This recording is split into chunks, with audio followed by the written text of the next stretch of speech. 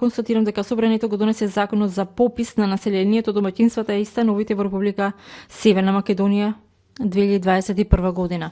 Со 62 гласа за, без против и воздржани, денеска во собранието помина законот за попис на населението, домаќинствата и становите. За беа пратениците од мнозинството, СДСМ, ДУИ и БЕСА. Пописот ја доби поддршката и од опозицијските Алијанса на албанците и Алтернатива. Спорот е даден јавно дека нашата коалиција ќе го поддржи законот без разлика на сите наши забелешки досега. Најголемата опозицијска партија ВМРО ДПМН не учествуваше во гласањето поради како што соопштија намерата на власта наместо статистичка да спроведе политичка операција.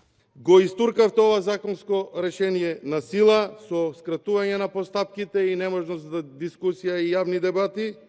Не е прифатен ниту еден од 26 амандмани на ВМРО ДПМН, односно 37 на целокупната опозиција. ВМРО ДПМН и коалицијата нема да учествуваат во гласањето на вакво законско решение. Иако најавија дека нема да учествуваат, представници на опозицијата процедурално забележаа како се спроведе гласањето.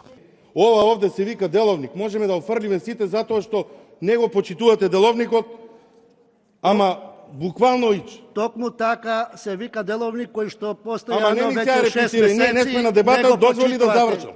Ако веќе ми даде кога не треба да ми дадеш право да зборувам, дозволи да завршам. Предвидено е пописот да се спроведе од 1 до 21 април годинава. Со него ќе се соберат податоци за населението, домаќинствата на територијата на земјава, кои понатаму ќе се користат за креирање макроекономски политики или за научни и статистички цели. Последниот попис беше спроведен пред 19 години во 2002-та. Во 2011-та почна да се спроведува попис, но тој беше прекинат откако пописната комисија поднесе оставка. За Гласот на Америка, од Скопје, Владимир Мирчевски.